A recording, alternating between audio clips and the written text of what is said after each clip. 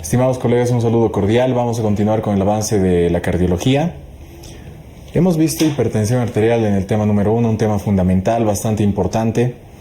Pero ¿qué pasa si sobrepasamos los límites que un cuerpo que fisiológicamente podemos aguantar? Pues vamos a llegar a este tema que son las crisis hipertensivas. Es un tema fácil de abordarlo, de conocer los conceptos principales, pero no debemos confundir conceptos. Hemos dividido un par de conceptos y vamos a mencionarlos.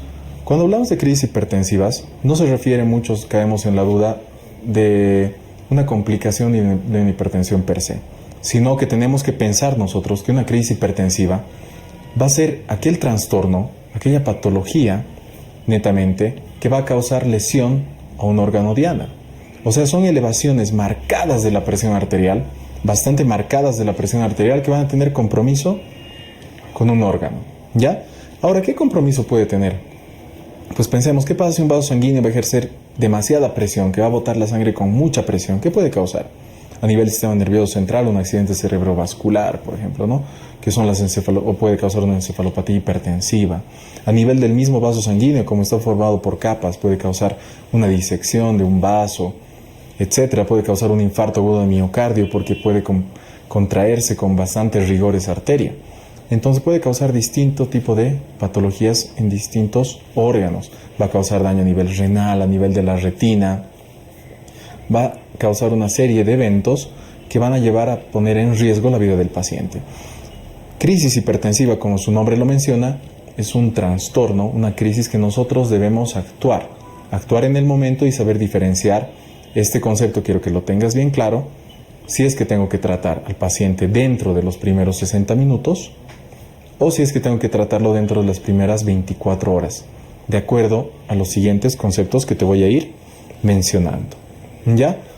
Volvemos a repasar solamente un par de conceptos. Elevación drástica, marcada de la presión arterial que produce daño a un órgano diana, lo denominamos como crisis hipertensiva. ¿Qué puede causar? Una vez más voy a repetir: hemorragias, disección de grandes vasos, como por ser una disección aórtica, una encefalopatía hipertensiva, un infarto agudo de miocardio, una angina inestable, un edema agudo de pulmón, etcétera, de acuerdo al lugar en el que esté repercutiendo el daño. Como había mencionado hace un momento, podemos hablar de dos trastornos, ya sea una urgencia hipertensiva o una emergencia hipertensiva. Ahora, ¿cómo las vamos a diferenciar?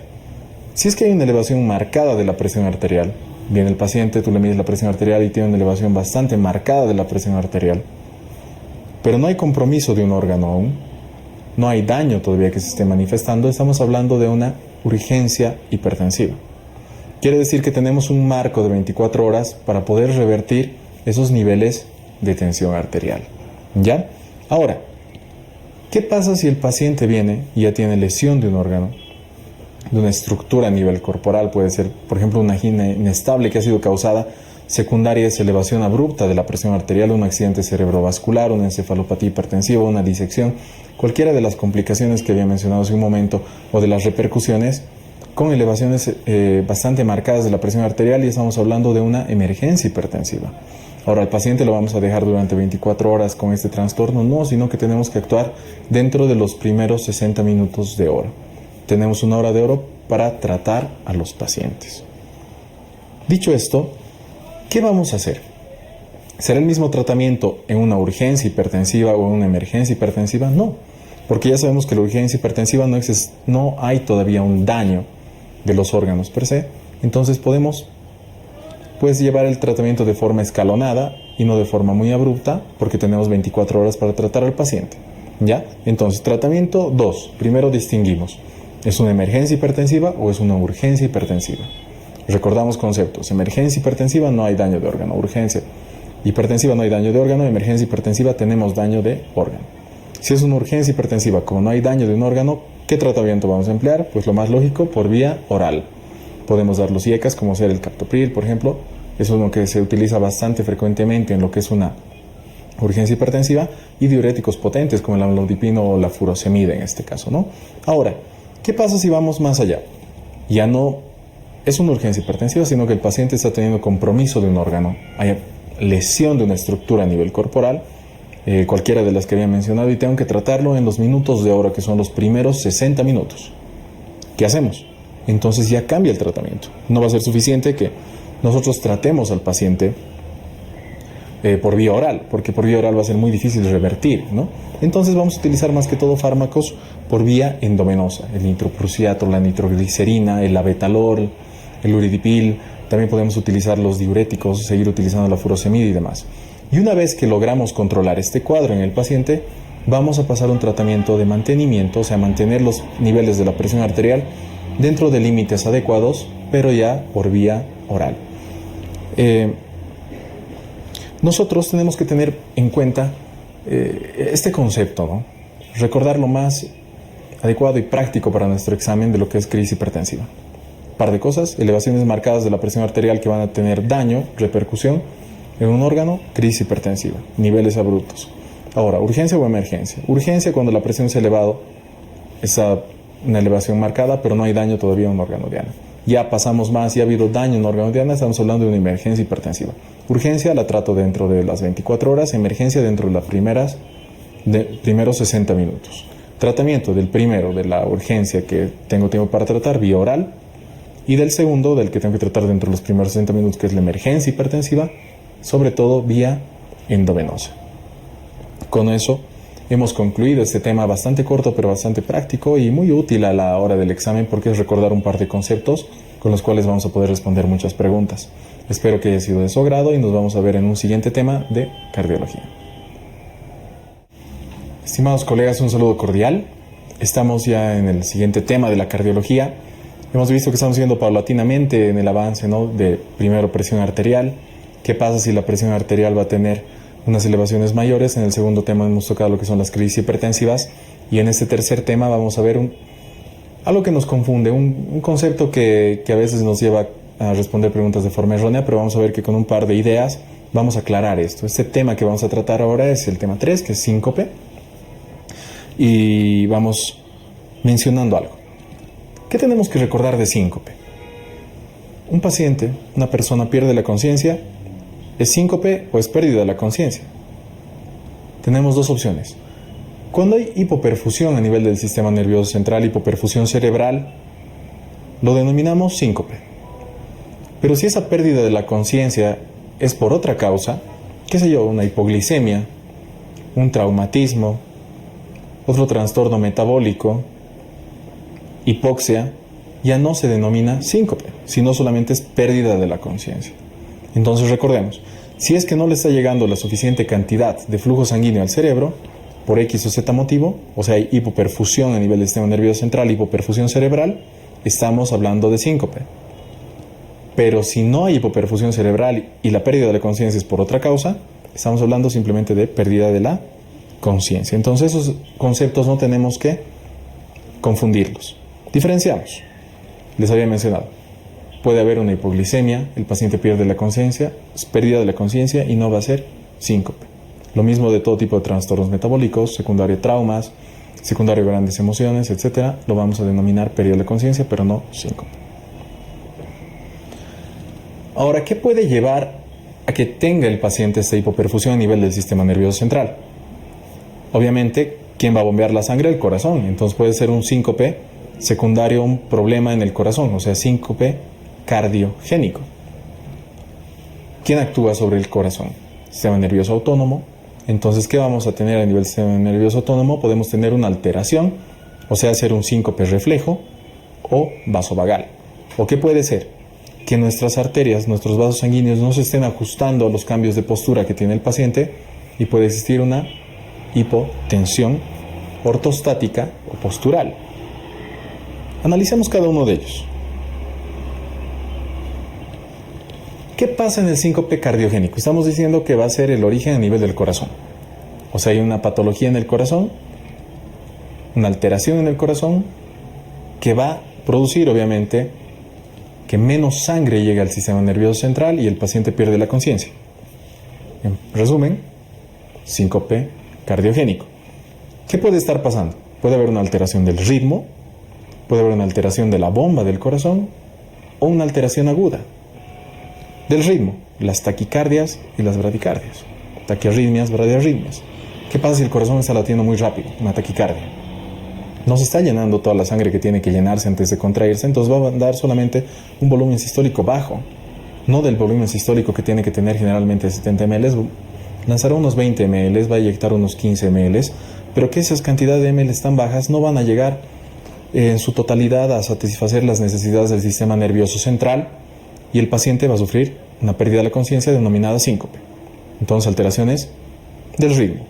Ahora, si vamos al otro extremo, ya también si el corazón está latiendo muy lento, obviamente pues va a pasar lo mismo, no se cumplen las necesidades metabólicas, hay hipoperfusión en el sistema nervioso central, pierde la conciencia, síncope.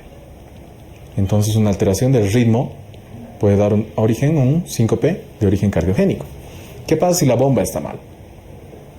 El paciente tiene una alteración por X o Z motivo que está haciendo que las paredes del corazón crezcan.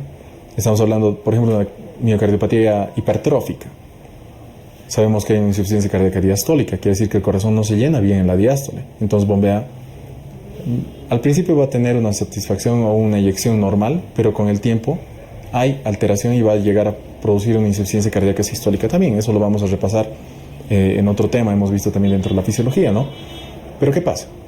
Hay menos perfusión en el sistema nervioso central porque el corazón no está contrayéndose bien, hay alteración de la bomba, hipoperfusión y pérdida de la conciencia denominada síncope, de origen también cardiogénico. Ahora, ¿qué pasaría en el paciente si es que hay otros tipos de trastornos, unas valvulopatías, por ejemplo, que está volviendo sangre al corazón? No está llegando lo mismo. O sea, cualquier patología del corazón que produzca hipoperfusión cerebral y el paciente pierde la conciencia, síncope de origen cardiogénico. Ahora pueden haber también problemas agudos. ¿A qué nos referimos con problemas agudos? Por ejemplo, un tromboembolismo pulmonar va a causar una insuficiencia cardíaca derecha, hipoperfusión cerebral, síncope, también va a ser de origen cardiogénico, pero agudo. O un taponamiento cardíaco. La contracción que va a ejercer esa presión sobre el corazón va a causar un problema de perfusión, bueno, en este caso de eyección, hipoperfusión en el sistema nervioso central, síncope, estamos hablando de síncope de origen cardiogénico, ¿no? Entonces, en eso resumimos más que todo las principales causas de pérdida de la conciencia o síncope de origen cardiogénico. Ahora, ¿qué pasa en el síncope reflejo o vasovagal? Hay una hiperactividad de la actividad vagal o parasimpática en el corazón. ¿Qué quiere decir? Que va a disminuir el tono de los vasos, va a haber una hipotensión, va a haber una vasodilatación, en este caso estaríamos hablando, y también un efecto cardioinhibidor o bradicardizante a nivel del corazón.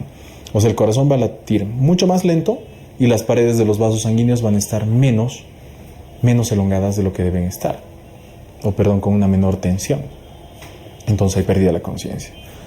Esta hiperactividad o reflejo vasovagal que se produce, o síncope vasovagal que va a dar origen, ¿no? Se puede deber a muchas causas.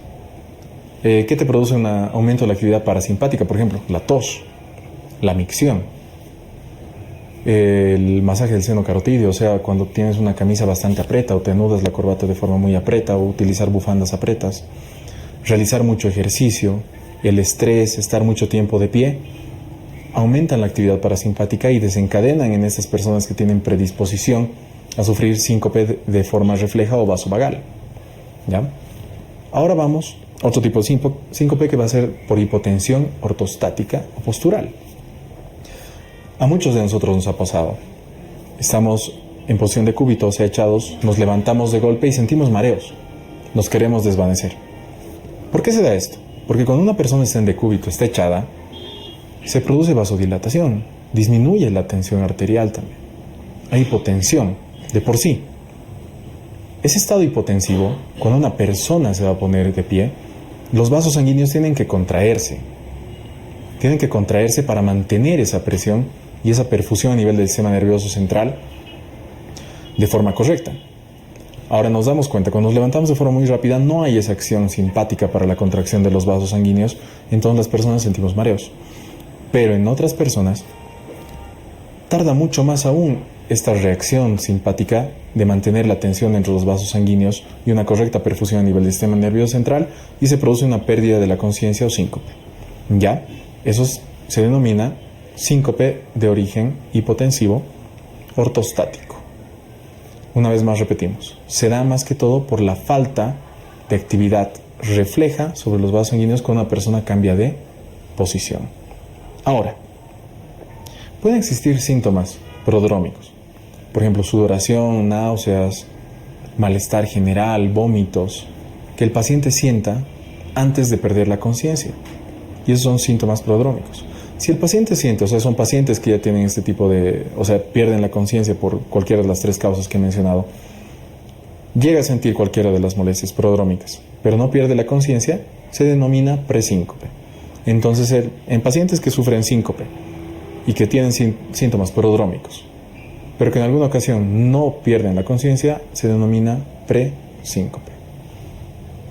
Ahora, obviamente para el diagnóstico tenemos que sospechar de los pacientes, ¿no? Si son pacientes que acuden a consulta y que tienen antecedentes de cardiopatía estructural, etcétera, entonces ya vamos a sospechar de un síncope cardiogénico. Si no tenemos ninguna referencia que nos haga orientar a cualquiera, pues tenemos que realizar exámenes. De entrada tenemos que realizar una analítica, medir la presión arterial, un electrocardiograma, para poder más o menos guiarnos a qué tipo de síncope nos estamos queriendo referir, ¿no? Ahora, si es que el paciente viene y pues sacamos un electrocardiograma normal, pues nos va a orientar más que todo a un síncope de origen vasovagal o reflejo. Y pues tendremos que realizar el diagnóstico en estos pacientes. ¿Qué vamos a realizar? Si se da por hipotensión, estamos sospechando un paciente que te dice cada vez que me levanto o cambio de postura, siento mareos y me desvanezco. Podemos sospechar de un síncope de origen, por hipotensión ortostática. ¿Cómo realizamos el diagnóstico? Pues el paciente va a estar en decúbito, le medimos la presión arterial. Luego le pedimos que se ponga de pie y medimos la presión arterial también. Va a haber un descenso de 20 milímetros de mercurio en la presión arterial sistólica y la presión arterial diastólica 10 milímetros de mercurio, o si no, la presión arterial sistólica puede estar debajo de 90 y nosotros podemos diagnosticar ya al paciente con el trastorno de síncope por reflejo o, en este caso, hipotensión ortostática. Ya tiene que haber esas variaciones en la presión arterial, en los cambios de postura que había mencionado, ya sea en la sistólica, diastólica o en la sistólica, baja de menor de 90 para denominar que es un síncope por hipotensión ortostática. Ahora, vasovagal, cuando hay aumento de la actividad parasimpática, ¿cómo podríamos diagnosticar esto? Pues realizamos un masaje del seno carotídeo, va a haber una pausa de 3 segundos en la frecuencia cardíaca del paciente y podemos llegar al diagnóstico, o si no, un descenso de menos de 50 milímetros de mercurio de la sistólica de lo que habíamos medido antes, y podemos llegar a la conclusión de que el paciente tiene síncope de origen vasovagal o por hiperactividad parasimpática. ¿Ya? Y cuando sospechamos de actividad, pues, o de un trastorno a nivel del corazón, una patología estructural del ritmo, etcétera, realizamos electrocardiogramas, podemos guiarnos con ecocardiografías, con ergometrías, para poder llegar a este diagnóstico. El tratamiento tiene que ir dirigido al tipo de síncope que nos estamos refiriendo. Por ejemplo, si es que hay una patología estructural a nivel del corazón o del ritmo, pues tendremos que utilizar lo que necesitamos, ya sea farmacológico o la implantación de un marcapaso. Si es por un reflejo, un aumento de la actividad parasimpática, pues decirle al paciente que no tiene que tener cosas muy ajustadas en el cuello. Si es por la postura, pues decirle que tiene que evitar tener muchos cambios en la postura. Con esto hemos terminado el tercer tema de la cardiología y ya vamos a adentrarnos en los